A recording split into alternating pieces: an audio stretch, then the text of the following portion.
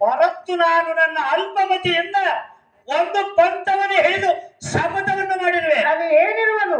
ಅದು ಏನೆಂದರೆ ಕಡು ಭೀಕರವಾದ ನನ್ನ ಹತ್ತಿರದವಳು ಎನ್ನನ್ನು ಜಯಿಸಿ ನೀನು ಆದವನೇ ನನಗೆ ಪತಿಯಾಗಬೇಕೆಂದು ನಂಬಿ ನಿಶ್ಚಯ ಮಾಡಿಕೊಂಡಿದ್ದರು. ಆದರೆ ಅಂದಿನಿಂದ ಇಂದಿನವರೆಗೂ ಎನ್ನ ಕೋಣೆ ಕಾಳಗ ಮಾಡಿ ಜಯಿಸಿದ ವೀರರು ಈ ಧರಣಿ ಒಬ್ಬರು ನಾ ಕಾಣೆ. ಸುಗ್ರೀವರೇ, ನಿನ್ನ ಒಡೆಯನಾದ ದುಷ್ಟ ಸೊಮ್ಮನು ಗೆಲ್ಲುವನೋ ಸೋಲುವನೋ ನನಗೆ ತಿಳಿಯದು. ಇದಕ್ಕೆ ನನ್ನ ಅದೃಷ್ಟ ನೀನೇನು ಮಾಡಿದಿ. ನೀನು ಮಹತ್ರ ದೇವರಿನಿಂದ ಹೋಗಿ ಈ ವ್ರತಾರ್ಥವನ್ನು ನಿನ್ನ ಒಳ್ಳೆನಿಗೆ ತಿಳಿಸು ಮತ್ತು ಬೇಗನೆ ಕರೆದುಕೊಂಡವ. ಕೊನೆಗೆ ನಿನ್ನ ಅರಸ ತುಂಬಾ ಸೂರ್ಯನು ಗೆದ್ದಾದರೆ ನಿನ್ನ ಧ್ವರಿಯನ್ನು ಕೂಡ ಸೌಂದರ್ಯ ರೀತಿಯಿಂದ ಲಗ್ನವನ್ನು ಮಾಡಿ ಹೋಳಿಯನ್ನು ಉಣ್ಣುವಂತವನಾಗು.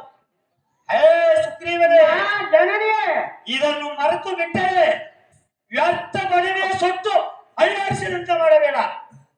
ಇದಕ್ಕೆ ಅಡ್ಡಿಲ್ಲದೆ ಸೂಚಿಸಿ ನನ್ನ ಅರಸನನ್ನು ಕರೆತರುವಂತವನಾಗು.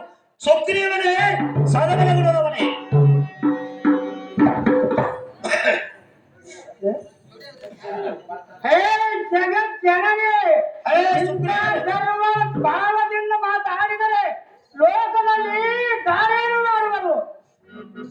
ನೀನು ಸರಿ ಹೇಳಿತು.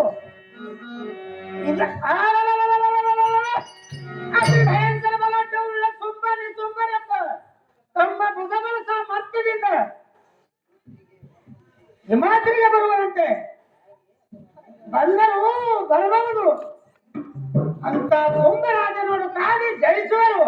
ಈ ರಣದನ್ನು ನಾನೆಲ್ಲಿ ಕಾಣಲಿಲ್ಲ. ಇದು ಎಲ್ಲ ಸುಳ್ಳು ಮಾತ. ಇದನ್ನು ಬಿಟ್ಟು ಒಳ್ಳೆ ಸರಿಯಾಗಿ ನಂಬಿಕೆಯನ್ನು ಕೊಟ್ಟು ಎನ್ನ ರಾಜನ ಸಗಲಕ್ಕೆ ಬಂದರೂ ಒಳ್ಳೆಯ ಆಗುವುದು.